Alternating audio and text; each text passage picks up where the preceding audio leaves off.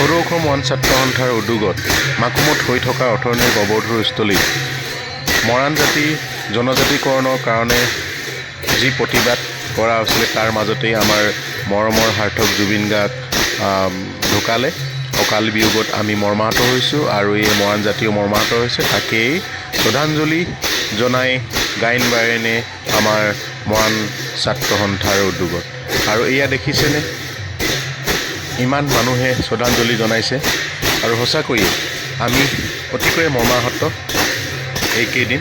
আৰু ভৱিষ্যতে আমাৰ অন্তৰত থাকি যাব যে জুবিন দা এনেকুৱাকৈ আমাৰ মাজৰ পৰা আঁতৰি গৈছিল, প্ৰতিটো মানুহৰ প্ৰতিজনৰ অন্তৰে অন্তৰে ধৰি থহি গৈ আৰু এনেকৈয়ে আমাৰ মাজত জীয়াই থাকিব জুবিন দা। গতিকে এয়া শেষৰ বাবে শ্ৰদ্ধাঞ্জলি। আৰু এয়া আমাৰ ডুমডুমাৰ উপাই চাইডিঙত জুবিন গাৰ্গক শ্ৰদ্ধাঞ্জলি মৌন সমদলে শ্ৰদ্ধাঞ্জলি জনোৱাৰ ছবি।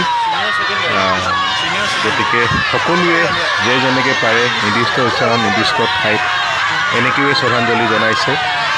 কি বুঢ়া, কি ডেকা, কি ল'ৰা ছোৱালী, স্কুলৰ ল'ৰা ছোৱালী আটাইয়ে শ্ৰদ্ধাঞ্জলি জ্ঞাপন কৰিছে। জয় জুবিন দা, জুবিন দা জাষ্টি।